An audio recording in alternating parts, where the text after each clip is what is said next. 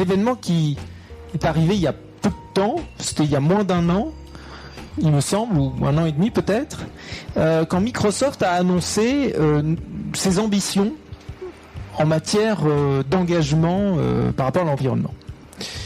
Le premier engagement que Microsoft a annoncé, c'est d'être carbone négative à horizon 2030. On va revenir sur ce que cela veut dire.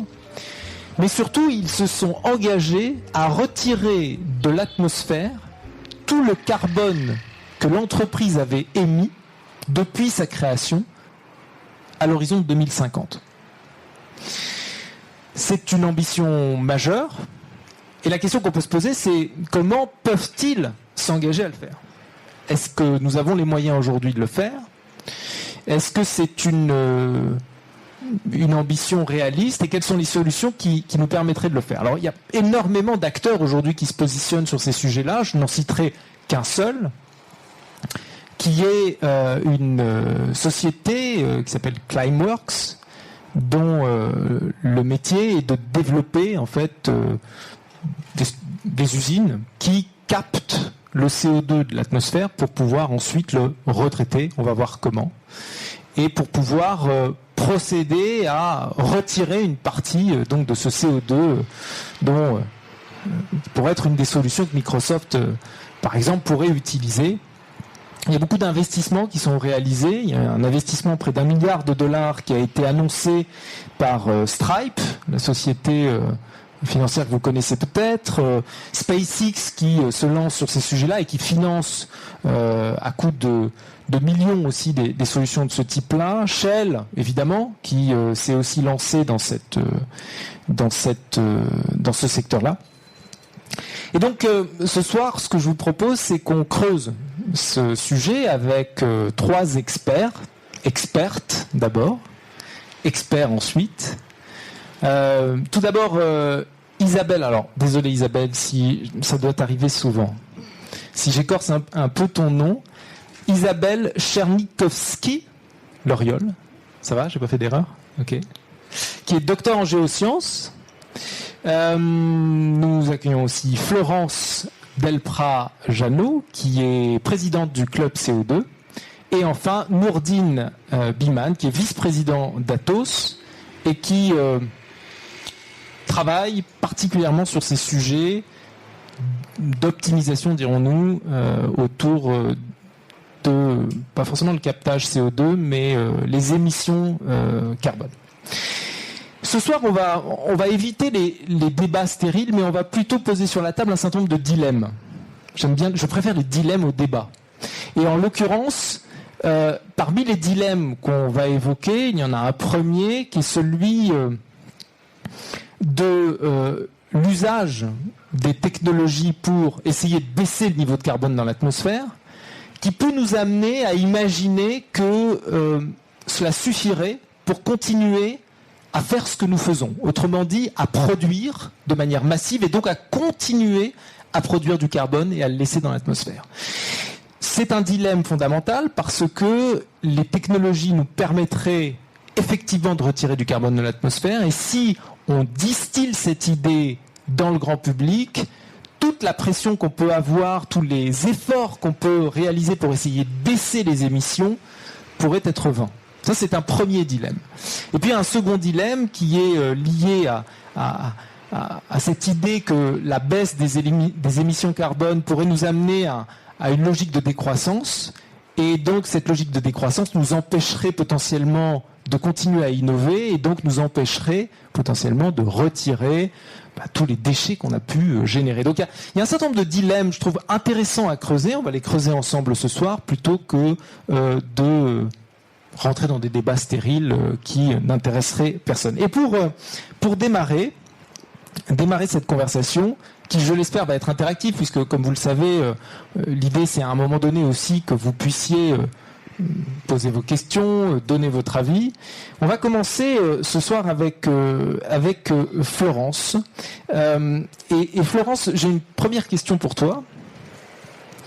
Je te propose vraiment pour démarrer, introduire le sujet, de nous aider à comprendre les enjeux auxquels nous faisons face, et notamment ceux qui sont cités dans le dernier rapport du GIEC. Quels sont les enjeux aujourd'hui auxquels nous faisons face par rapport à cette problématique de carbone dans l'atmosphère ? Alors, quand on parle tout d'abord, quand on parle de carbone négatif, c'est exactement ce que tu as dit, Michel, c'est-à-dire qu'on va parler de réduire le CO2 qui est présent dans l'atmosphère. C'est pas du tout la même chose que neutralité carbone. La neutralité carbone, c'est de la compensation. Donc c'est quelque chose qui est extrêmement important à comprendre parce que il y a deux choses. Il y a le fait de réduire les émissions. Et puis il y a le fait d'aller plus loin, qui est de retirer du CO2 de l'atmosphère.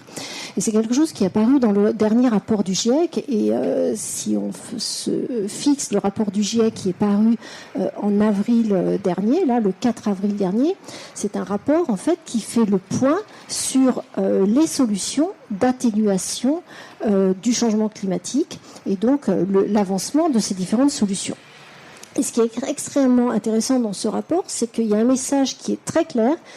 Et si vous deviez retenir un message chez celui-là, on a 3 ans pour agir. On a 3 ans pour agir, c'est-à-dire que dans les différents scénarios que vous voyez publiés, dont par exemple les scénarios de l'AIE, vous voyez une progression des émissions de CO2 jusqu'en 2025. Et en 2025, il faut absolument commencer à réduire. Donc il faut avoir atteint ce pic d'émissions en 2025. Il faut que ce pic soit en 2025 et pas plus tard si on veut avoir un espoir de pouvoir limiter le réchauffement climatique à 1,5 degré. Donc 3 ans.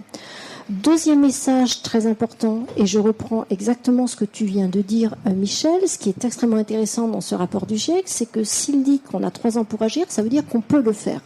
Et oui, on a des solutions dont on dispose aujourd'hui qui nous permettent deux choses. D'abord, de réduire les émissions de CO2, c'est extrêmement important. Donc, que fait-on ? Eh bien, c'est par exemple remplacer l'usage des énergies fossiles par du renouvelable. Donc, on sait qu'on a un certain nombre de solutions. Et puis, réduire les émissions, c'est aussi, bien entendu, tout ce qui est efficacité énergétique, tout ce qui est sobriété énergétique, c'est extrêmement important. Et puis, parfois, ça suffit pas. Donc, on a des industriels qui vont chercher à changer leurs procédés. Vous avez sans doute vu passer l'annonce d'ArcelorMittal il y a 1 ou 2 mois, comme quoi ils vont changer leurs fours classiques en les remplaçant par ce qu'on appelle un procédé de réduction directe à l'hydrogène, peu importe le nom, donc on peut aussi changer les procédés, mais parfois on ne peut pas.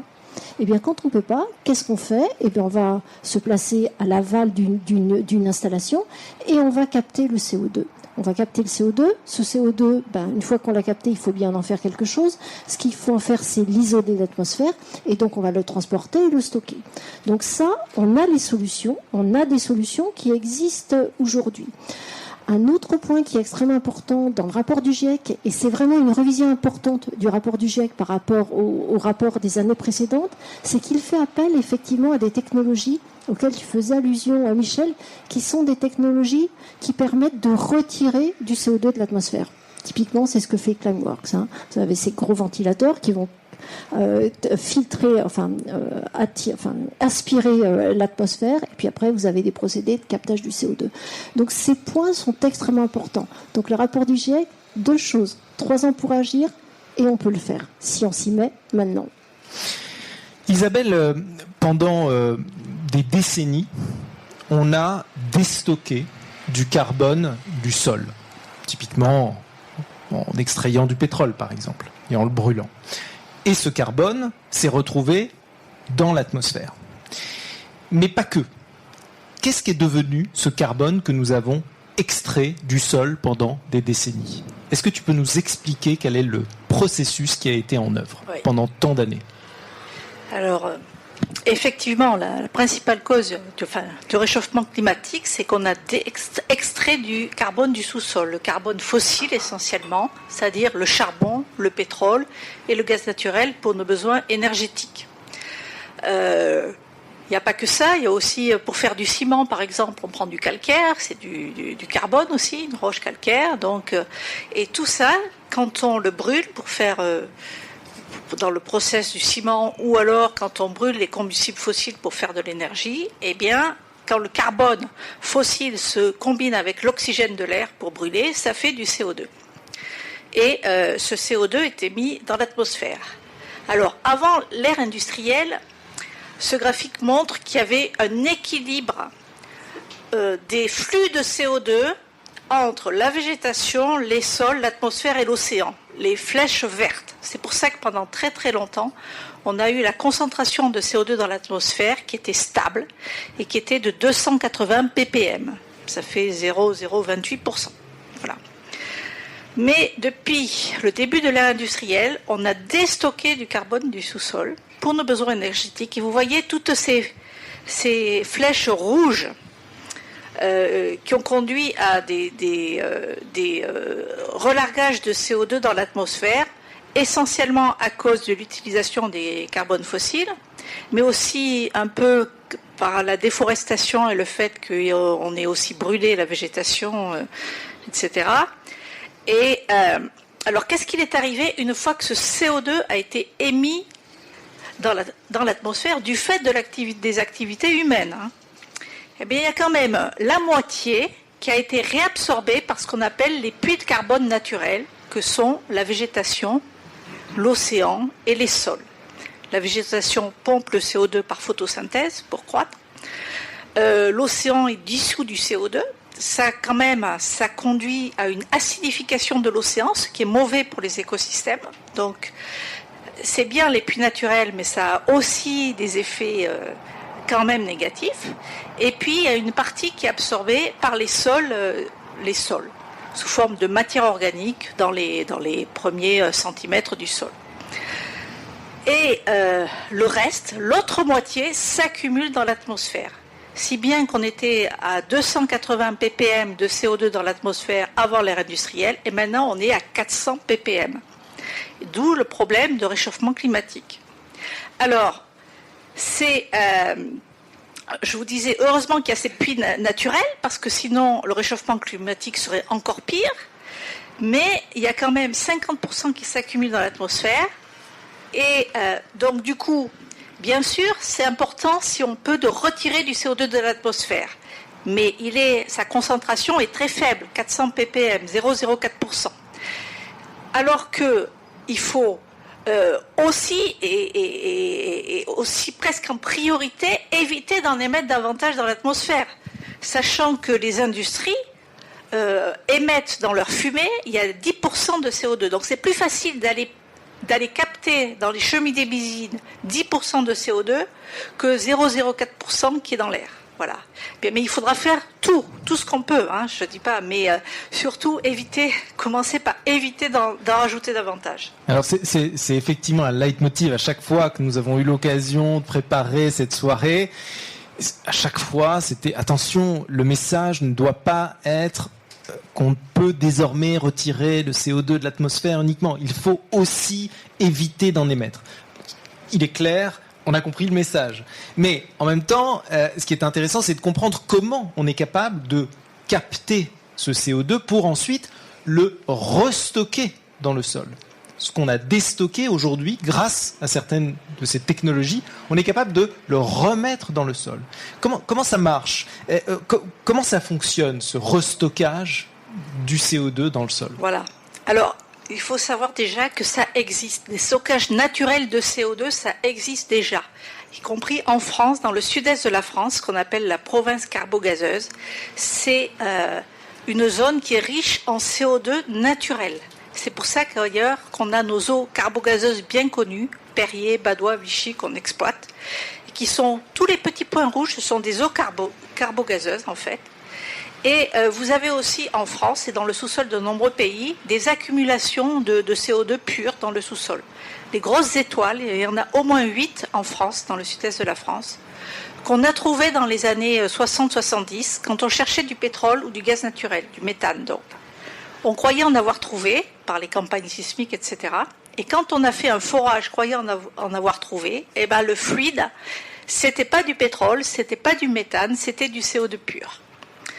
Et pourquoi il est là? C'est parce que c'est du CO2 naturel qui est venu du manteau de la Terre, qui est remonté à travers les formations géologiques par des failles, des fissures, qui parfois s'est mélangé à nos eaux souterraines pour donner des eaux carbogazeuses, et parfois il a été piégé par une couche argileuse au-dessus, ce qui fait il est piégé là depuis des millions d'années. Donc la nature sait déjà le faire. Donc le but, nous, c'est de se dire, puisque le problème du réchauffement climatique, c'est qu'on a extrait du carbone du sous-sol et qui s'est retrouvé dans l'atmosphère, eh bien, remettons-le dans le sous-sol sous forme de CO2. Refaisons artificiellement ce que la nature fait déjà, créons des stockages de CO2. Alors pour ça, où on va le faire? Ce ne sera pas partout, ça dépend du milieu naturel, ce ne sera pas dans les zones montagneuses. Il faut, comme sous nos pieds ici, sous Paris, c'est un grand bassin sédimentaire, ce sont des couches géologiques qui se sont formées et accumulées au fil de millions d'années. C'est des alternances de couches géologiques poreuses et perméables, comme des calcaires et des grès, et de couches argileuses imperméables. Ça fait un millefeuille, en fait, sous nos pieds. Et donc, on va aller chercher, on va se dire, on va pouvoir stocker, par exemple, ce qui vient naturellement à l'esprit, c'est dans d'anciens gisements de gaz et de pétrole qu'on a déjà exploités, donc la place libérée, on n'a qu'à aller stocker notre CO2 là. Et donc ça, c'est une possibilité, et ça se fait déjà. Et ce qui se fait aussi déjà, c'est de stocker ailleurs, dans ce qu'on appelle des aquifères profonds. Donc, c'est des roches poreuses, par exemple un sable qui est rempli d'eau salée, pas de pétrole à cet endroit-là, mais d'eau salée. Ces couches aquifères profondes sont beaucoup plus salées que l'eau de mer, alors qu'en surface, vous avez la nappe phréatique, c'est une couche peu profonde, et là qui est utilisée pour l'alimentation en eau potable. Mais ces couches aquifères, profondément, elles sont très salées. Donc, pas du tout utilisées, même pas pour l'irrigation. Donc, on se dit, on va aller stocker ce CO2, l'injecter et le stocker entre les minéraux des roches, dans l'espace poral. Ça va chasser l'eau et le CO2 va se mettre à la place. Il va être stocké sous forme dense, comprimé. C'est plus à cette profondeur, il n'est plus à l'état gazeux, il est un état comme un liquide. Donc ça fait comme une éponge qui va absorber le CO2. Qui montre ça parfaitement. Voilà. Alors, voyez cette vidéo en Écosse, un projet où ils vont capter le CO2 d'industrie, le transporter par canalisation jusqu'à un lieu de stockage sous la mer du Nord. Et vous voyez, c'est très profond, à 2,5 km de profondeur. Ils l'injectent par un forage dans une formation graiseuse. Et le CO2, vous voyez, migre et il est bloqué au-dessus par la couche argileuse imperméable. Et il peut être piégé là de manière permanente. Alors, ce sont des dispositifs qui existent déjà. Et à quel endroit on peut les trouver ? Oui, alors notamment en Norvège. Norvège, c'est depuis 1996, il y a 1 million de tonnes de CO2 qui est injecté sous la mer du Nord. Parce que les Norvégiens très tôt ont compris que l'homme était en train d'avoir un impact sur le climat et ont instauré une taxe carbone. Voilà. Mais sinon, vous voyez, cette carte montre tous les endroits. Alors, les gros ronds, ce sont à l'échelle industrielle, en très grande quantité. En rouge, c'est déjà opérationnel, et en bleu, c'est en préparation. Et les petits points, c'est des pilotes à taille réduite. Et vous voyez qu'il y en a 2 en France. On pourra y revenir tout à l'heure. Il y a eu des essais en France, aussi dans le passé. Donc, vous voyez que surtout, l'Europe du Nord est très très active en ce moment pour préparer de nouveaux projets, que ce soit aussi Norvège, Pays-Bas, Danemark et Royaume-Uni, mais aussi l'Amérique du Nord est extrêmement active, l'Asie s'y met aussi, et voilà, le Moyen-Orient et l'Australie bien sûr. Peut-être qu'on peut rentrer un tout petit peu plus dans le détail de ce qui existe et de ce qui devrait exister, notamment en termes quantitatif. Parce que aujourd'hui, là on cite 40 millions de tonnes par an de CO2 qui sont déjà captées et stockées à travers le monde. Et peut-être que tu peux commenter ce point-là avant de passer à Florence sur les éléments concrets d'émissions et de combien on émet chaque année. À quelle échelle, par exemple, la France capte et stocke du CO2 comparé à d'autres pays ou d'autres zones du globe? Alors, actuellement, donc 40 millions de tonnes par an captées et stockées dans le monde. Donc ça montre, comme disait Florence tout à l'heure, et comme dit Al Gore par exemple, qu'on a les technologies. Cette technologie, elle peut être mise en place si on en a la volonté politique et enfin il y a aussi d'autres obstacles à franchir, on pourra y revenir, mais on peut le mettre en œuvre. Si on veut atteindre la neutralité carbone en 2050 au niveau mondial, l'Agence internationale de l'énergie dit qu'on devra passer de ces 40 millions, ça fait 0,04 milliards de tonnes par an. Il faudra qu'en 2050, on capte et stocke 7,6 milliards de tonnes de CO2 par an. Donc l'effet d'échelle, le saut d'échelle à faire est considérable. Donc c'est ça tout l'enjeu maintenant. Mais Florence, peut-être revenir sur les chiffres. Aujourd'hui, chaque année, combien de tonnes de carbone nous émettons dans le monde, à l'échelle globale? Donc aujourd'hui, chaque année, c'est environ un peu plus de 30 gigatonnes, donc milliards de 30 tonnes. Milliards de tonnes par an. De tonnes par an. Sachant que nous captons 40 millions de tonnes aujourd'hui. Sachant qu'on en capte 40 millions de tonnes aujourd'hui. Juste pour vous redonner un petit ordre de grandeur, c'est à peu près 35%, une trentaine de pourcents qui sont liés, d'émissions qui sont liées à la production d'énergie, 25% à l'industrie, 22% à l'agriculture, 15% qui sont liés au transport et 6% au bâtiment, dans le bâtiment. Donc vous voyez, ce sont des chiffres qui sont quand même extrêmement colossaux. Je vais vous en donner un autre chiffre. Si on regarde, pour atteindre la neutralité carbone, comme on le dit, qu'est-ce que l'on aurait le droit d'émettre encore? Eh bien, ce qu'on appelle le budget carbone. Le budget carbone qui nous reste à émettre, eh bien, si on se fixe l'objectif de limiter le réchauffement climatique à 1,5 degré, ce budget carbone, il est à 500 gigatonnes. 500 milliards de tonnes. 500 milliards de tonnes. Globalement Globalement sur toute la planète. Sachant que entre 2010 et 2019, eh bien, on en a déjà émis les 4/5 de ces 500 milliards de tonnes. Donc vous voyez, le saut, il est colossal. Il est vraiment, vraiment colossal. Donc si je reprends un petit peu les 7,6 milliards de tonnes qu'Isabelle citait, qui sont les chiffres les plus ambitieux, qui sont présentés aujourd'hui dans le dernier rapport de l'AIE qui vise à limiter le changement climatique, le réchauffement climatique à 1,5 degré. Ce qui est aussi extrêmement intéressant dans ce rapport, c'est de voir que sur ces 7,6 gigatonnes, donc milliards de tonnes, il y en a 2,4 qui sont associés à alors c'est du captage direct dans l'air ou d'autres systèmes, mais à retirer du CO2 de l'atmosphère. Et le reste, effectivement, c'est pour réduire les émissions de CO2. Alors, on va essayer de reprendre, parce qu'il y a beaucoup de chiffres. Je vais essayer d'être le plus synthétique et schématique possible. Je vais peut-être me tromper dans les calculs. 40 milliards de tonnes par an que nous émettons aujourd'hui. 30 milliards de tonnes, pardon. Si 50% restent dans l'atmosphère, c'est ce qu'on disait tout à l'heure, 50% sont captés en fait naturellement, j'aurais tendance à dire, je me trompe probablement, qu'il y a 15 milliards de tonnes à retirer de l'atmosphère. Pourquoi l'ambition est inférieure à ces 15 milliards ? Tout simplement parce que la priorité, c'est de réduire les émissions. Et donc, c'est de faire en sorte que ces 33 milliards de tonnes qui sont émises, donc c'était le chiffre 2019, en fait, en 2050, ils se réduisent à quelques milliards de tonnes. C'est vraiment ça, en fait, l'ambition. Donc, il ne s'agit pas de continuer comme avant, comme tu le disais tout à l'heure. Il s'agit de mettre en œuvre tout un tas de solutions.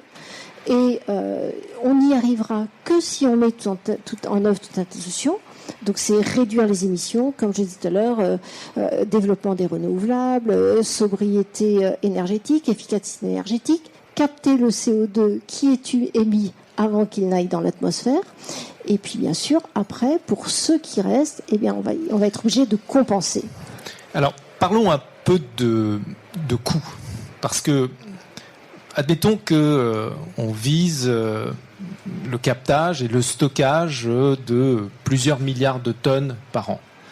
Combien coûte une tonne à capter et à stocker aujourd'hui ?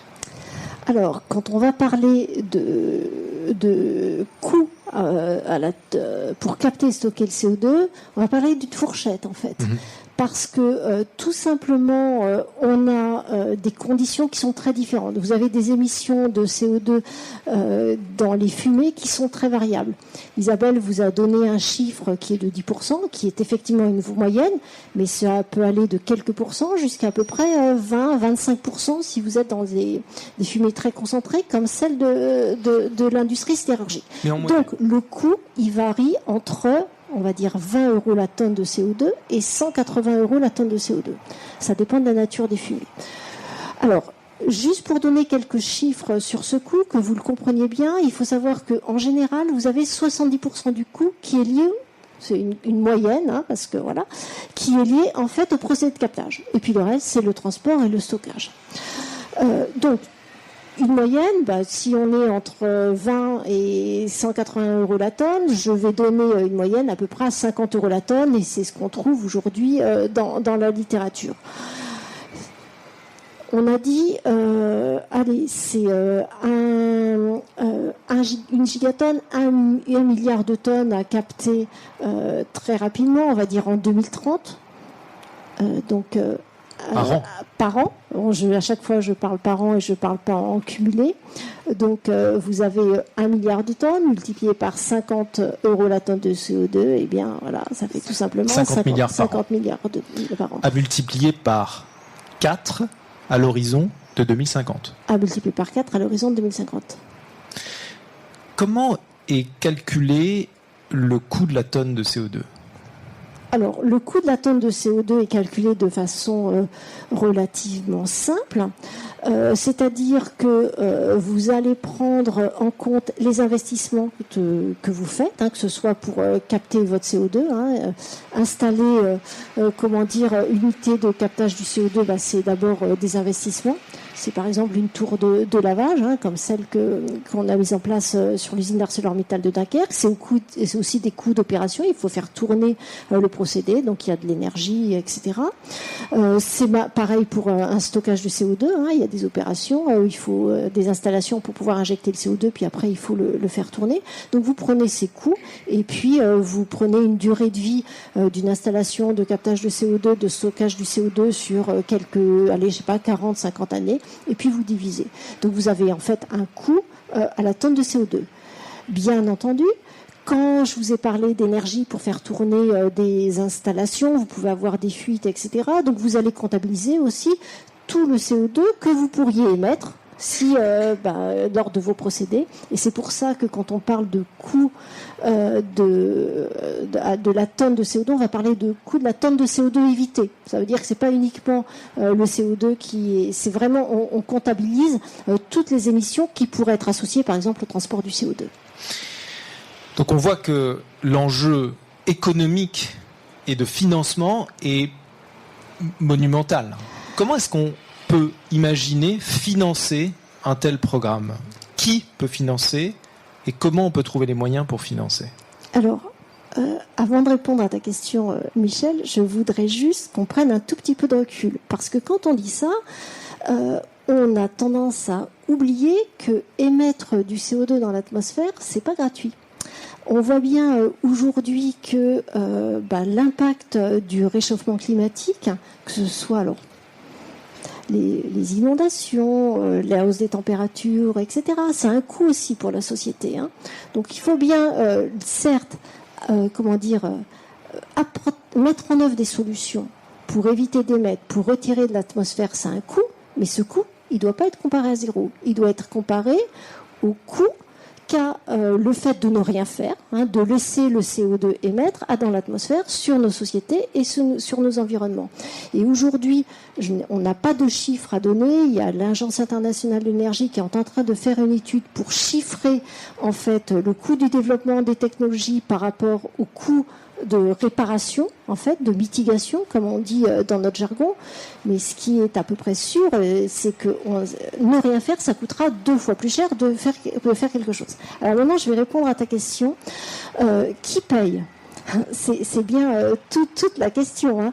On peut faire payer celui qui émet, typiquement l'industriel qui émet. On peut aussi décider de faire payer celui qui consomme un produit carboné plutôt que devrait payer plus que celui qui consomme un produit décarboné.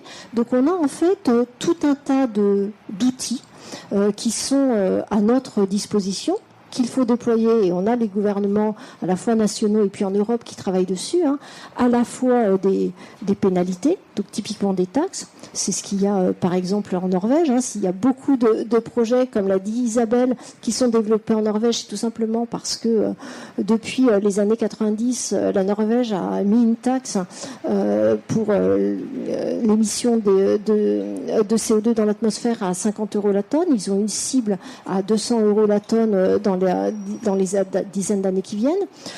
Aux États-Unis, c'est pas une taxe. S'il y a beaucoup aussi de projets aux États-Unis, c'est parce qu'ils ont mis en place un crédit d'impôt qui fait que c'est un crédit d'impôt quand ils stockent du CO2. Donc c'est un crédit d'impôt qui est à 50 $ la tonne de CO2 stocké. Donc vous voyez, vous avez le bâton, vous avez la carotte. Et puis en Europe, on a un autre système qui est ce système ETS, European Trading System, qui est un système de quotas, en fait, qui est en quelque sorte un droit à émettre du CO2 pour les industries.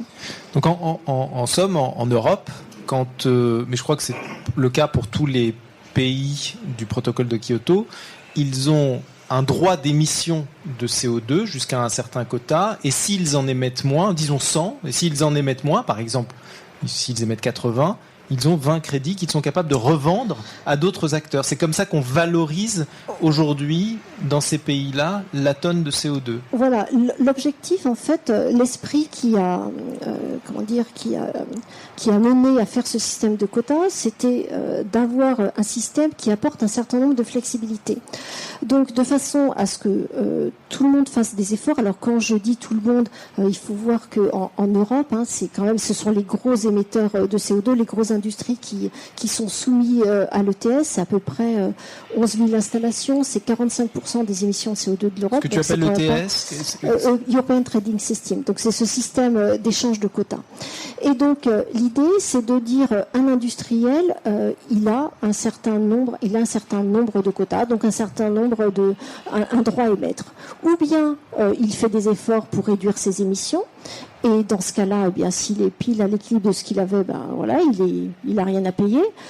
Si jamais il réduit plus que ce qu'il devait faire, il a le droit de revendre ses quotas. Donc il a fait des efforts, il a le droit de revendre ses quotas. Si jamais, je ne sais pas si je recommence parce que j'ai peut-être dit une bêtise. Si jamais il réduit plus que son niveau de quota, il a le droit il a des quotas qu'il peut revendre. Et si, au contraire, il n'a pas assez réduit, donc il émet plus, il va racheter des quotas. Donc ça lui laisse une certaine flexibilité, si je puis dire. Et puis l'objectif, c'est de se dire, ce système de quotas va permettre en fait de réduire les émissions de CO2 là où c'est le plus facile. L'objectif, j'imagine, c'est que c'est un système de transition, c'est-à-dire que ces quotas, l'objectif est de les baisser progressivement, de sorte à ce que peut-être un jour tout le monde puisse être carbone neutre, de sorte que on n'émette pas, mais si jamais on capte, on devient carbone négatif, comme par exemple veut le faire Microsoft, on est capable de revendre ce quota non émis, mais non pas à 100, mais par rapport à 0, par rapport à la neutralité. Alors, effectivement, l'objectif, le levier, c'est de faire baisser les quotas donc d'une industrie particulière pour l'obliger à faire encore plus d'efforts. Alors d'efforts, ça peut être, encore une fois, ou bien pour réduire ses émissions, ou bien pour acheter des droits d'émission, si je puis dire. Et puis aussi, il y a la valeur de l'ETS. Vous avez vu, j'ai pas regardé aujourd'hui, mais elle doit être de l'ordre de 80 € la tonne. Il y a 2 ans, elle était à 20 € la tonne. Donc il y a la valeur de l'ETS aussi qui va pénaliser de plus en plus les industries qui émettent. Et ce sont les 2 leviers. Qui la fixe, cette valeur ? C'est la Commission européenne avec les différents États. Alors après, il y a quand même un autre point qui est extrêmement important et de lequel on discute aussi beaucoup aujourd'hui, c'est ce mécanisme en fait de protection aux frontières. Parce qu'il faut bien voir que nos industries, elles sont dans un système mondial extrêmement concurrentiel, dont bien entendu tous ces systèmes de pénalité, en fait, ça peut entraver en fait leur concurrence internationale. Donc c'est pour ça que vous entendez aujourd'hui beaucoup parler de ce système de protection aux frontières, de façon à ce que les entreprises européennes qui font des efforts pour décarboner leurs produits ne soient pas pénalisées par rapport à d'autres entreprises, on cite souvent la Chine, qui ne ferait pas ces efforts. Donc il y a tous ces leviers qui sont mis en place aujourd'hui. On a compris que les émissions sont un enjeu clé. Baisser les émissions pour les raisons qu'on vient de citer. Je ne sais pas s'il y a quelques questions dans la salle déjà pour Isabelle ou Florence. Est-ce que... Oui ? Vas-y, Ludovic. Comment on peut réussir à faire quelque chose sans un marché mondialisé de ces émissions-là ? Là, en fait, j'ai l'impression que c'est plutôt les pays occidentaux du Nord qui vont beaucoup polluer. Donc, c'est peut-être un juste retour des choses, mais qui sont en train de monter ces installations. Mais comment on fait en sorte que tout le monde joue le jeu et investisse en fait là ? Effectivement, c'est bien tout l'enjeu des discussions, notamment dans les différentes COP. Donc c'est vrai, vous avez tout à fait raison, avec les pays développés qui ont émis et qui ne permettent plus, on va dire, aux pays en cours de développement d'émettre. Donc effectivement, il faudrait un système à l'échelle mondiale. Ce n'est pas le cas aujourd'hui. Honnêtement, ça va être difficile à mettre en place. L'objectif déjà, c'est que les pays développés montrent l'exemple. Donc ça, c'est un point qui est très clair. Et puis après, quand on n'a pas de système à l'échelle mondiale, eh bien justement, pour pas être pénalisé, on va travailler sur des systèmes de protection aux frontières, en fait, de façon à pouvoir essayer d'avancer sur ce terrain-là. Peut-être une autre question, oui, Pierre. Comment on fait pour gérer la part de nos émissions qu'on a déléguées en délocalisant nos industries ? C'est-à-dire que je comprends bien qu'on veuille taxer nos émissions, même qu'on veuille mettre une taxe aux frontières. Enfin, c'est assez facile de dire, ok, nous, on est hyper propre. Par contre, toutes nos usines sont en Chine et maintenant, quand on va importer, c'est eux qu'on va... c'est crédible, ce système ? Alors, c'est effectivement un gros enjeu, donc vous avez tout à fait raison. Quand on parle de neutralité carbone, je vous l'ai dit, c'est un équilibre entre ce qu'on émet et puis ce qu'on compense. J'aurais pu vous parler de l'empreinte carbone, et là l'empreinte carbone, effectivement, ça prend en compte les émissions des produits importés. C'est extrêmement important. Alors c'est vrai que, juste pour vous donner un ordre de grandeur, la France, c'est un pays un tout petit peu exemplaire, si je puis dire, dans la mesure où on a une énergie qui est extrêmement décarbonée de par l'usage notamment du nucléaire et puis le développement des renouvelables. On a un taux d'émission qui est autour de 450 à peu près millions de tonnes de CO2 par an. Notre empreinte carbone, elle est à plus de 700 en fait. Donc on 450 millions. Oui, donc on a à peu près un facteur, pas tout à fait un facteur 2 entre la neutralité de carbone et l'empreinte carbone. Qu'est-ce que je voulais dire d'autre ? Donc comment on fait ? Eh bien ça fait aussi partie des discussions. Justement, un des systèmes, c'est justement de mettre un bonus ou un malus en fait aux produits carbonés ou décarbonés. Est-ce que ça peut être ce système de taxe aux frontières aussi qui permettrait justement de pénaliser des produits qui ont été développés dans des pays où il n'y a pas ce système de protection ? Ça fait partie aussi des outils, mais la grosse difficulté, ça va être aussi la comptabilisation de ces émissions. On va revenir à la question de l'optimisation des émissions, notamment avec Nourdine. Limiter nos émissions, ça reste un enjeu majeur, on l'a vu.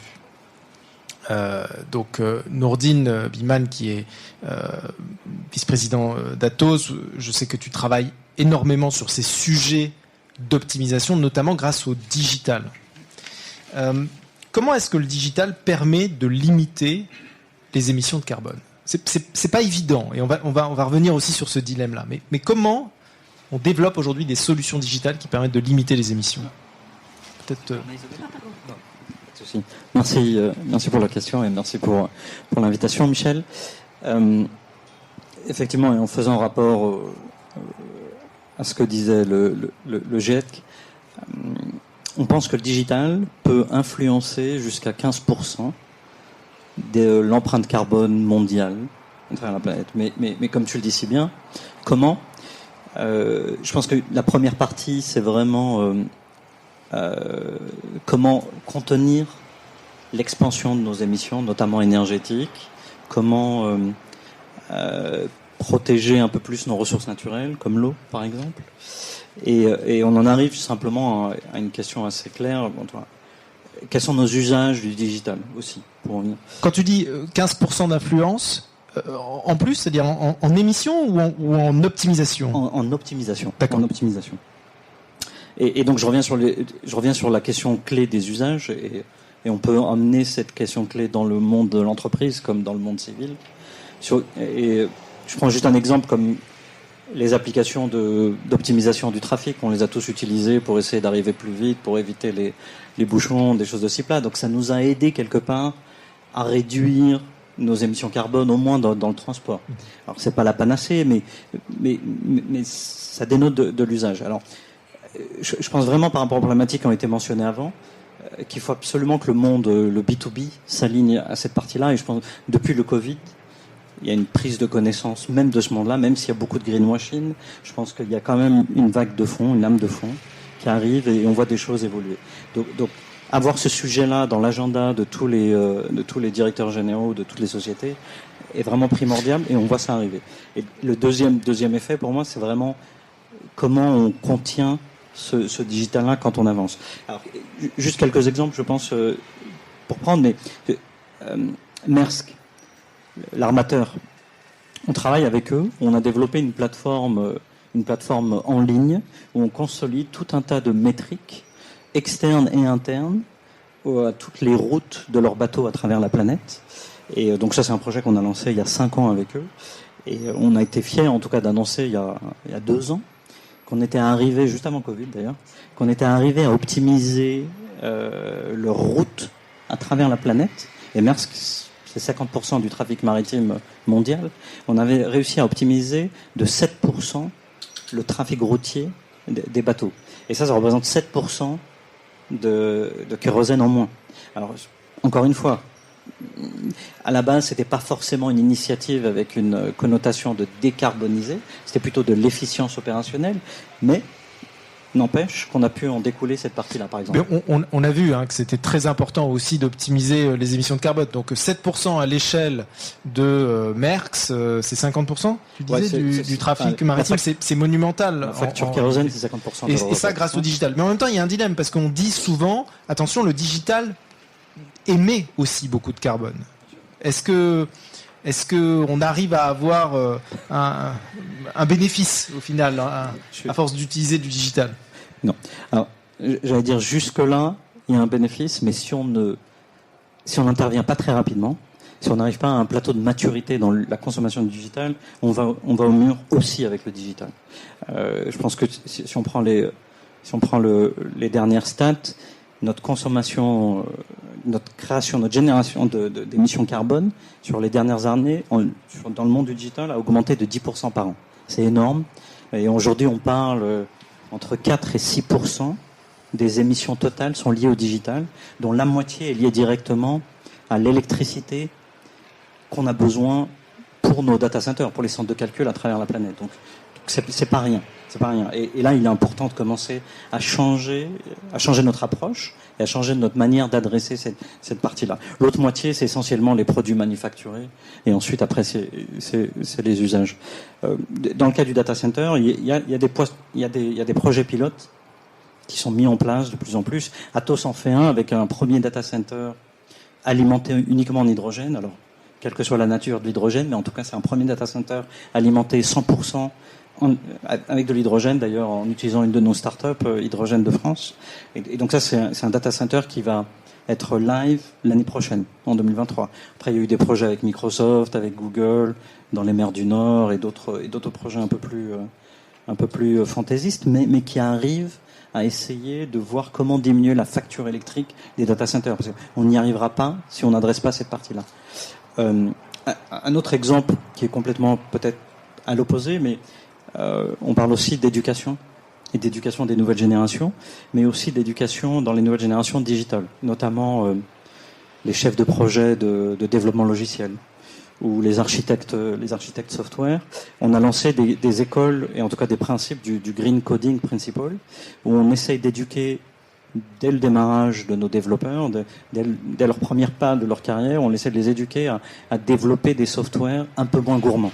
Je ne vais pas aller jusqu'à dire qu'ils sont green, mais en tout cas des softwares moins gourmands, avec moins de lignes de code, moins d'appels de ressources, un peu plus consolidés, qui utilisent des stockages pas forcément les plus énergivores, mais des stockages un peu plus latents. Et donc en faisant ça, on participe dès le design de nos applications à ce qu'elles puissent consommer moins. Et ça, c'est vraiment quelque chose qu'il faut semer très tôt, pour que ça puisse avoir des conséquences, alors peut-être pas au bout de 3 ans, mais peut-être des conséquences au bout d'un cycle de développement qui est peut-être entre 5 et 10 ans. Voilà.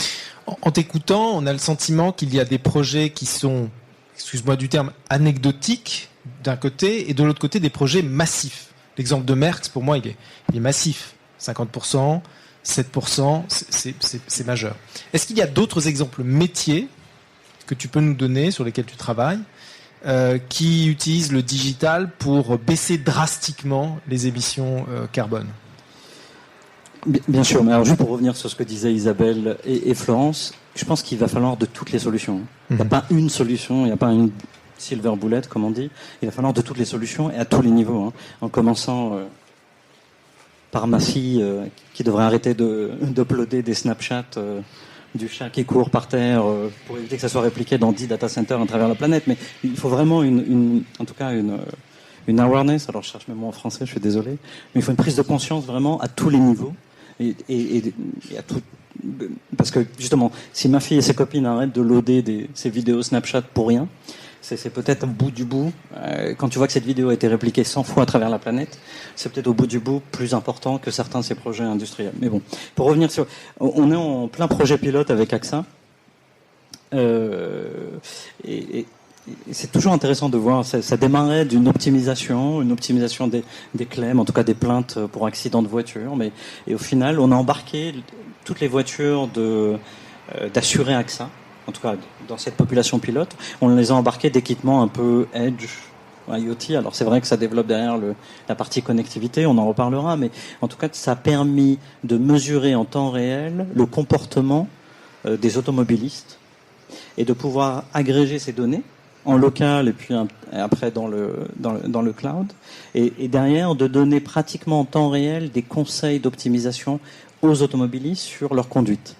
Alors sur leur conduite pour effectivement prendre le chemin le plus rapide, le plus décarboné, on va dire, celui le moins consommateur, pour éviter des accidents, bien entendu, mais derrière aussi, dans les nouvelles métriques qu'on a pu agréger, là ça devient intéressant, sur la vitesse moyenne, les changements de vitesse, les accélérations, des choses de ce type-là. Donc vous pouvez avoir votre application, et on voit que les automobiles deviennent de plus en plus connectés.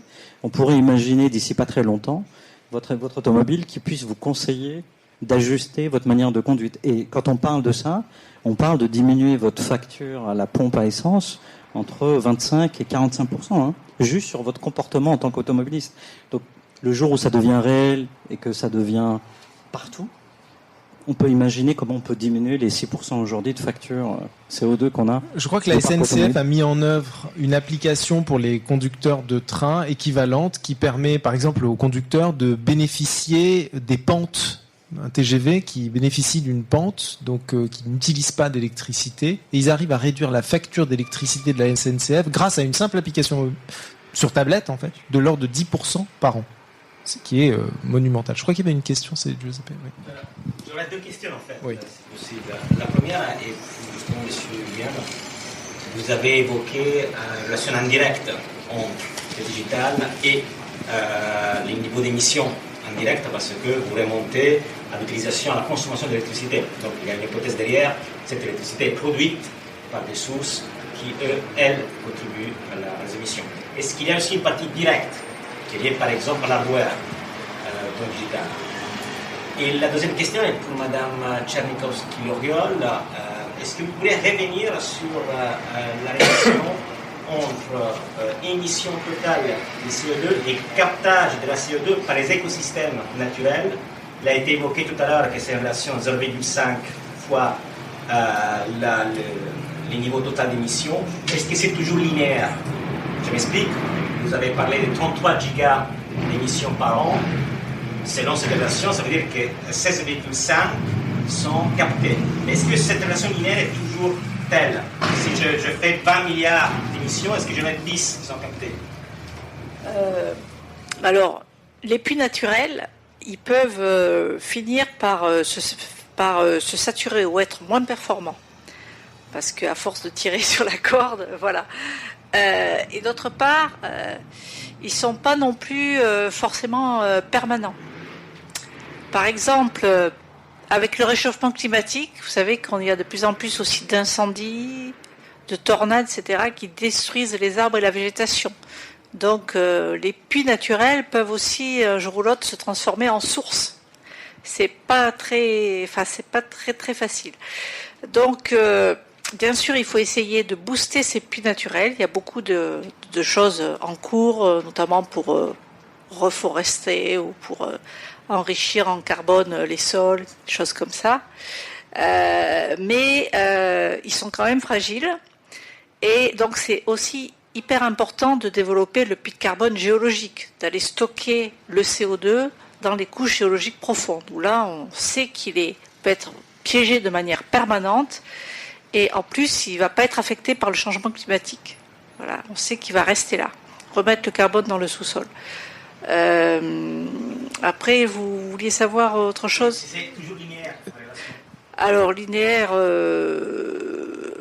non, justement, ces puits de carbone peuvent se finir par se saturer en partie, être moins efficaces.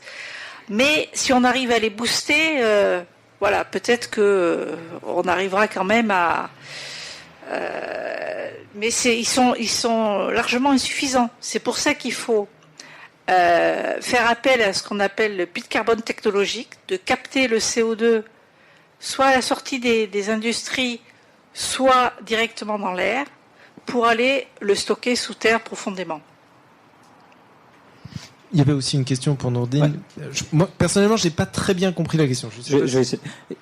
Le deuxième poste dans le digital qui génère beaucoup de carbone, beaucoup d'émissions de carbone, c'est la partie manufacturing, les produits manufacturés.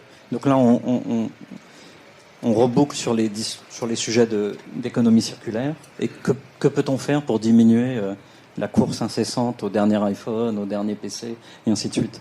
On voit les entreprises commencer à se pencher sur ces solutions-là, notamment, en tout cas dans la mienne, on offre de plus en plus à nos clients des parcs informatiques avec un pourcentage des assets, en tout cas des PC, qui est de plus en plus recyclé, refurbished. Et on voit des entreprises, alors c'est un peu plus vrai côté nordique qu'en Europe du Sud, mais on voit de plus en plus de petites startups qui se mettent sur ces sujets-là, qui arrivent à complètement reconditionner des produits, des PC, des laptops, et qui sont tout à fait suffisants pour une partie de la population des utilisateurs de ces grandes entreprises. Donc ça, c'est quelque chose sur lequel on commence à travailler. Ensuite, le vrai point de fond, je pense, c'est vraiment de continuer dans cette course du carbone neutre, et que toutes les entreprises mettent de plus en plus pression sur leur supply chain, en tout cas, et sur leurs fournisseurs, pour qu'ils diminuent l'empreinte carbone de leurs équipements, et justement grâce à ces sujets de recyclage, d'économie circulaire, et ainsi de suite. Je sais qu'Atos, parce qu'on en a parlé, innove tant technologiquement que juridiquement pour accompagner cette transition. Est-ce que tu peux nous donner quelques détails sur la manière dont vous innovez sur ces sujets-là? Non, c'est un très bon point. Ayant pris conscience, en tout cas, comme tout le monde, et surtout autour de Covid ou post-Covid, de ce sujet-là, on a voulu essayer de se différencier. Alors, c'est pas du tout un argument commercial, c'était vraiment un argument qui puisse contribuer à notre poursuite de la neutralité carbone. Et on a décidé d'embarquer dans tous nos contrats de service maintenant, alors, dans tous nos contrats de service, d'embarquer une clause de qualité de décarbonation. On appelle ça des DLA, Decarbonization Level Agreement. De la même manière que dans nos contrats, on a des métriques qui s'appellent les SLA, les Service Level Agreement, où on est comité à délivrer un service avec un certain niveau de qualité, un certain niveau de prix, et si on ne le fait pas, derrière on a des pénalités.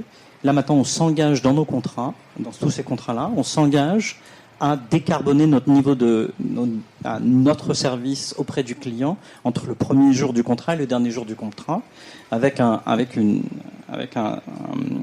conseil externe qui vient mesurer chaque année comment la réduction se passe. Et si en bout de course, on n'a pas atteint cette réduction d'émissions, on compense ça, alors soit avec du carbone, des carbone crédits, de l'offset, de la compensation, soit avec d'autres initiatives pour être un supplier green pour nos clients.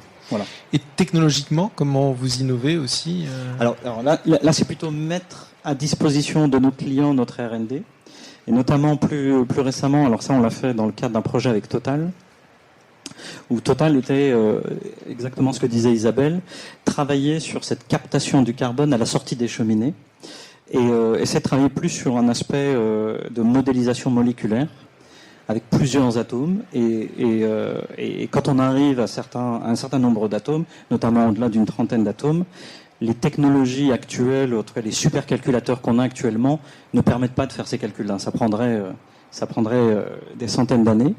Et donc, ce qu'Atos a fait, en tout cas en acteur européen, on travaille sur le quantum computing, donc tout ce qui est informatique quantique.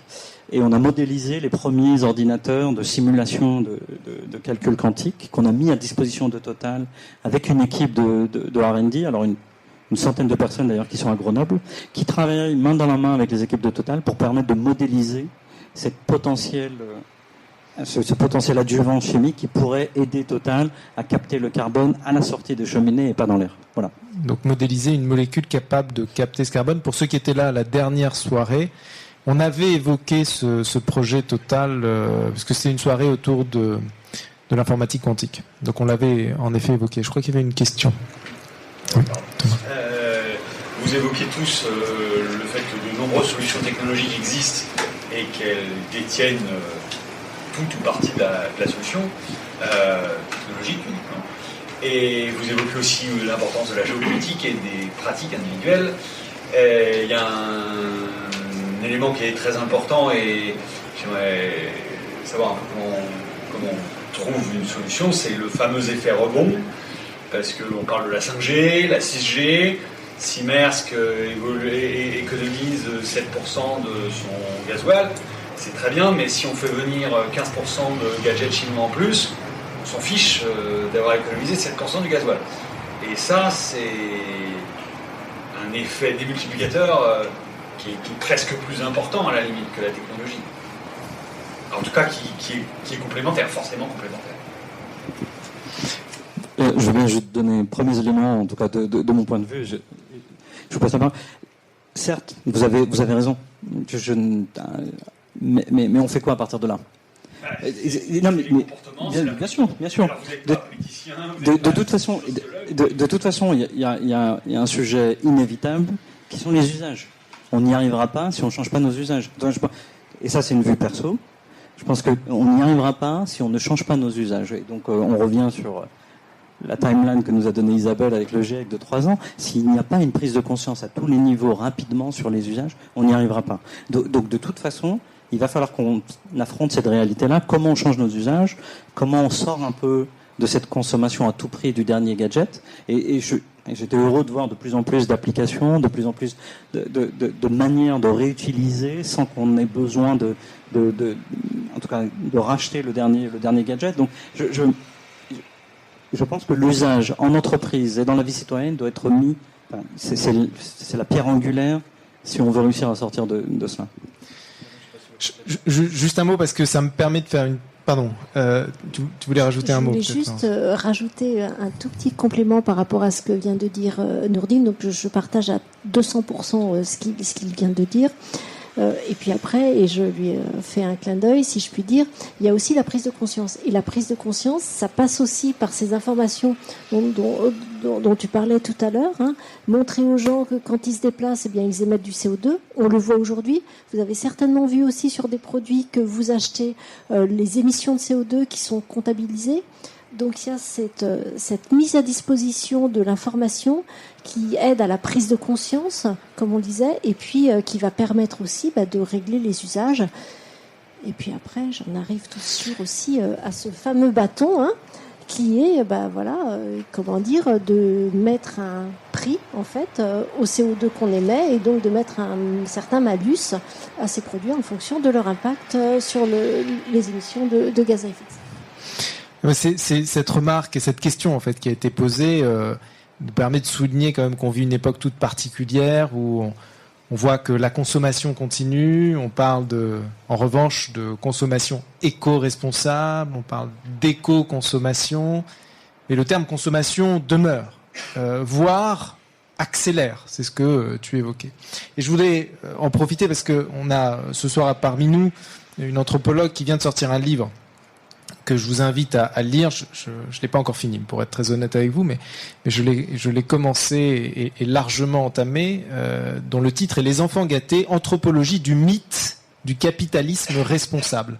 Donc c'est presque un contre-pied à ce qu'on vient de se dire, finalement, et je voudrais lui passer la parole quelques minutes pour qu'elle nous explique le contenu de ce livre et comment il fait écho à l'époque que l'on vit et probablement à la question qui vient d'être posée. Je te passe, c'est Fanny Parise, que vous avez peut-être retrouvée aussi sur cette scène il n'y a pas si longtemps. Bonjour à tous.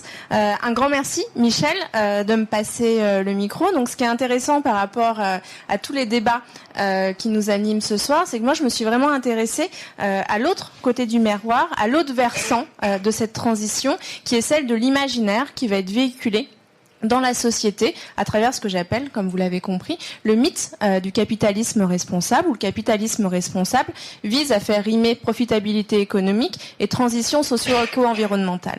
Et en s'intéressant à l'instauration d'une nouvelle culture légitime, mise en place par les classes moyennes et les classes supérieures, de la socio-éco-responsabilité, on se rend compte que la consommation, certes, est en train de se parer de nouvelles vertus, mais qu'elle reste de la consommation. On ne consomme pas forcément moins, mais différemment et même souvent plus, et on est en train de rentrer dans une nouvelle phase d'hyperconsommation, comme la phase d'équipement des 30 Glorieuses, où c'est les exemples que je donne souvent, si on a une gourde en plastique fonctionnelle, on va aller vers une gourde en verre. Si on a une voiture thermique en état de marche, on va aller vers une voiture électrique, sans forcément se poser la question de la recyclabilité ou de la fin de vie de la batterie. Et tout l'enjeu, c'est d'essayer de comprendre qu'est-ce qui se joue dans l'univers matériel, dans le quotidien des individus, et comment ce récit d'une croissance verte qui amène l'espoir d'un découplage entre croissance et impact sur la planète nous permet, en tant qu'individus, de vivre en micro-spéculateurs de notre quotidien et avec des produits estampillés éco-responsables, faire perdurer ce fameux mythe du progrès et de la société de l'hyperconsommation. Et concrètement, quand on regarde par exemple ce qui s'est passé il n'y a pas si longtemps, la semaine dernière je crois, quand des étudiants d'AgroParisTech ont pris la parole à la fin du discours annuel pour expliquer qu'il fallait refuser les jobs qu'on leur proposait, est-ce qu'il n'y a pas d'une part une hypocrisie de cette génération d'enfants gâtés qui, sous prétexte de préserver la planète, continue en fait, en réalité à œuvrer à l'élaboration d'un système de pouvoir qu'on a connu, que nos parents, que nos grands-parents ont connu, mais en créant un nouveau narratif, en créant de nouvelles valeurs, d'une part, et d'autre part, comment on sort de ce dilemme? Parce que, est-ce que l'idée c'est la fin de la consommation? L'idée c'est la décroissance? Comment on sort? Finalement, quelle est la conclusion de ton livre que je n'ai pas fini? C'est bien amené, merci beaucoup Michel. Tu m'éviteras de le finir, non? Voilà.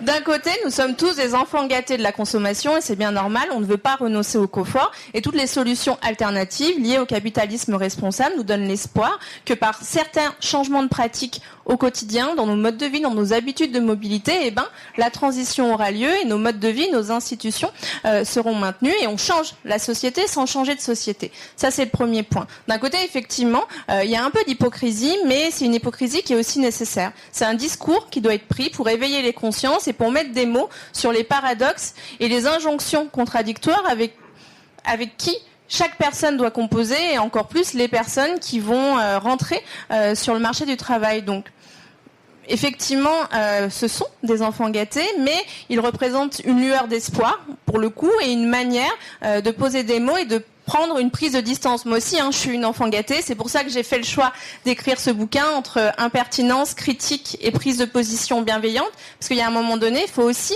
regarder la réalité en face et être conscient de l'impact que l'on va avoir en tant que citoyen, en tant que consommateur et en tant qu'expert et dans mon cas, en tant que chercheur. Donc, pour moi, parce qu'ils sont pas les seuls. Il y a AgroParisTech, il y a l'ENS, il y a d'autres écoles qui sont en train d'engager une démarche similaire. Donc ça pose de vraies questions sur le fait, est-ce qu'on bifurque, est-ce qu'on ferme certains imaginaires, est-ce que la décroissance va peut-être devenir un petit peu plus séduisante qu'elle ne l'est, parce que quand on parle de capitalisme responsable, on met sous le tapis décroissance, même si dans l'imaginaire, on a l'impression que tous ces concepts sont familiers dans la manière dont vont se réapproprier les consommateurs citoyens lorsqu'ils vont faire des choix de vie qui vont être éclairés. Et puis, ce discours est aussi nécessaire parce que, comme j'ai pu le voir, dans les nombreuses études de terrain que j'ai menées, il y a déjà de nombreux mots culturels qui arrivent dans la vie des consommateurs, comme la charge écologique, comme le crédit moral et comme plein d'autres dérives qui amènent à la fois à poursuivre le modèle d'hyperconsommation, mais également à créer de nouveaux troubles et de nouvelles perturbations à l'échelle domestique comme à une échelle liée aux classes sociales. Je crois qu'il y avait une question de Guy Philippe. On a toujours une question de Guy Philippe. On va mal t'entendre parce que tu es loin, donc si tu peux prendre le micro. Alors merci évidemment pour les réflexions qui étaient passionnantes. Une question, moi ça m'a choqué. Je travaille sur quelque chose qui est un peu différent, qui est les questions de cyber. Et sur les questions de cyber, un des points fondamentaux, c'est arriver à estimer le coût d'une attaque cyber, parce que sinon, en fait, les entreprises s'en foutent. Et vous avez dit une chose, et je voulais le préciser ou m'assurer que j'avais bien compris, à savoir que ce qui serait le coût global d'une tonne de carbone, mais vous l'avez bien dit d'ailleurs, le coût global sert tous les éléments, les externalités négatives qui sont multiples et nombreuses, et j'imagine cumulatives, plus il y aura en fait de tonnes de carbone accumulées. Est-ce que ça, il y a quand même des évaluations aujourd'hui qui permettent de dire on passe de tel ou tel seuil, alors la croissance mondiale et la croissance rapportée à telle ou telle nation en termes de PNB va se réduire de X%, ou est-ce qu'on est encore un petit peu dans le flou? Et je pose cette question-là parce que c'est un des, je le vois dans le cyber en tout cas, c'est un élément clé de prise de conscience et d'alignement des comportements, d'être capable d'arriver à une donnée chiffrée malheureusement, par exemple en euros ou en dollars, et ça permet de faire potentiellement bouger beaucoup de choses. Alors, quand je vous ai donné en fait une variation de coût entre 20 € la tonne et 180 € la tonne de CO2, ça ne veut pas dire qu'on a une incertitude qui va de 20 € la tonne à 180 € la tonne de CO2. Ça veut tout simplement dire que sur un type d'industrie où le CO2 est facile à capter, par exemple, pour la production d'hydrogène avec un stockage qui est juste à côté, eh bien, on arrive à un coût qui est à 20 € la tonne de CO2. Pour un émetteur qui a des fumées moins concentrées ou plus compliquées à capter, comme par exemple l'aluminium, tout simplement, avec un stockage plus éloigné, on peut aller jusqu'à 80 € la tonne de CO2. Je n'ai pas parlé du captage direct dans l'air, des coûts du captage direct dans l'air, mais là, on dépasse les 500 € la tonne de CO2. Donc, on a des coûts, la variation, en fait, elle est tout simplement due au fait qu'on a des contextes qui sont différents. Mais sur les différents types d'industries, on a des fourchettes qui sont quand même relativement bien précises. Et juste un point sur l'externalité négative. Alors sur l'externalité négative, eh bien, elle est prise en compte dans le coût, parce que ce qu'on fait en général, c'est qu'on va prendre en compte effectivement les émissions annexes. Je vous ai parlé des émissions de CO2, mais on va prendre aussi tout ce qui est les besoins en eau, les besoins en énergie, etc. Et donc on va faire des analyses économiques et on va les coupler en fait avec ce qu'on appelle les analyses de cycle de vie, de façon à pouvoir prendre les externalités en compte. Dernière question, oui. Quel est le... Pardon, le micro, pardon. Pardon.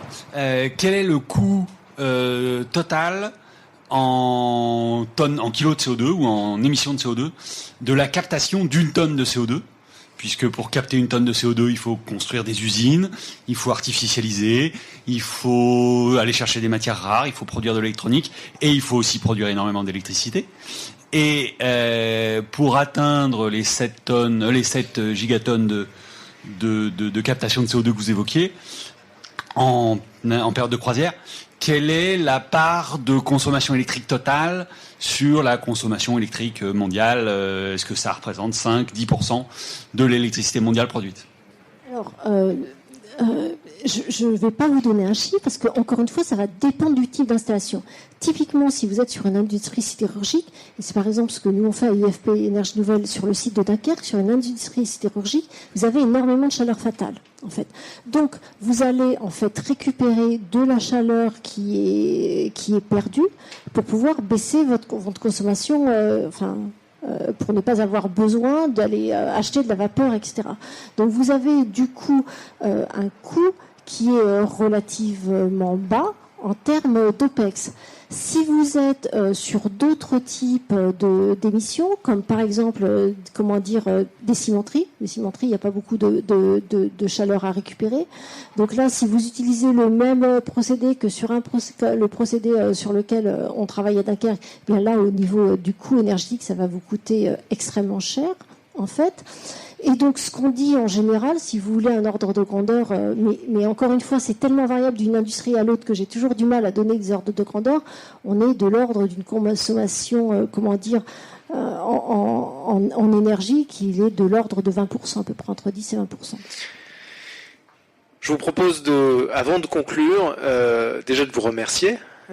Chacun, Isabelle, Florence, Nordine, d'être venus sur ce plateau, nous parler de ce sujet passionnant. On pourrait passer beaucoup de temps ensemble à creuser encore ces questions-là. Merci d'être venus.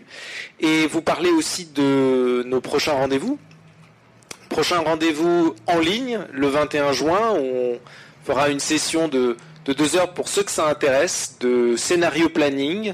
L'idée étant ici de vous présenter en 2 heures une méthodologie que nous utilisons pour imaginer des futurs possibles. Donc vous recevrez un mail pour ceux que ça intéresse pour suivre cette masterclass. Et puis notre prochaine soirée qui était initialement prévue le 13 juin, qui est reportée pour plusieurs raisons en septembre. La première des raisons, c'est qu'avec les beaux jours, je pense que vous préférez, plutôt que d'être dans une salle, probablement profiter, surtout avec ces années passées de Covid, des terrasses ou de l'extérieur. Donc on va plutôt viser septembre. Et la seconde raison, c'est qu'on aura l'occasion, avec Guy Philippe, de vous proposer une expérience. Peut-être que Guy, tu peux... vraiment en 2 minutes, si c'est possible, nous dire ce qu'on fera en septembre. Si vous entendez, un micro. Je serai rapide. Voilà.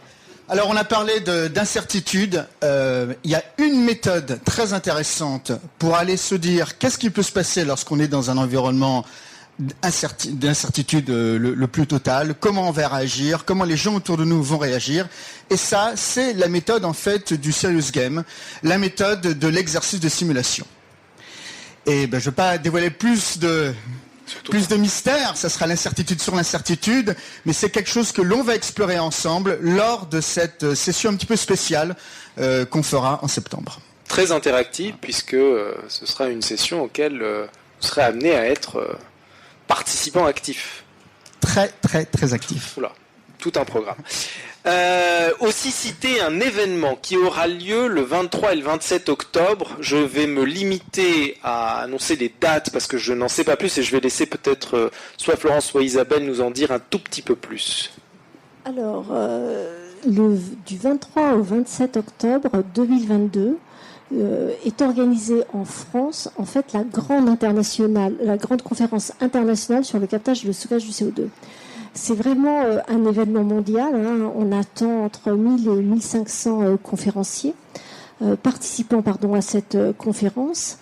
Et donc, ça a lieu en France. C'est un événement qui est organisé tous les 2 ans par le groupe en charge du captage et du stockage du CO2 de l'IEA, donc de l'Agence internationale de l'énergie. C'est un événement qui tourne sur les différents continents. Donc, en 2022, c'est l'Europe. Et le dossier français a été sélectionné.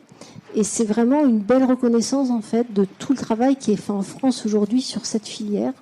Donc, c'est un événement qui est extrêmement important. On a reçu un nombre de papiers qui est assez impressionnant. Isabelle vous a montré tout à l'heure la carte des pays qui contribuent, où il y a des projets de captage et de stockage du CO2. Eh bien, sachez que dans cette conférence, en fait, quand on regarde le nombre de papiers qui a été soumis, eh bien, la France arrive en 2e position.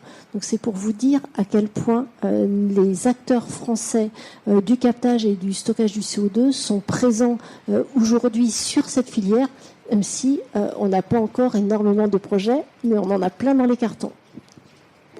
On espère que ces projets se développeront et c'est à Lyon, c'est ça, hein ? C'est à Lyon. 23-27 octobre pour ceux que ça intéresse. Et puis, c'est l'heure de passer un peu de temps ensemble autour d'un verre et puis manger un bout. Donc, si vous aviez un mot à dire en plus, non ? C'est bon. Il y avait une question peut-être ? Non ? Tu me pointes du doigt, Noël ? Non, je dis que c'est là-bas. C'est là-bas, c'est pour ça. D'accord, ok. Bon, à tout de suite alors, autour d'un verre. Merci encore.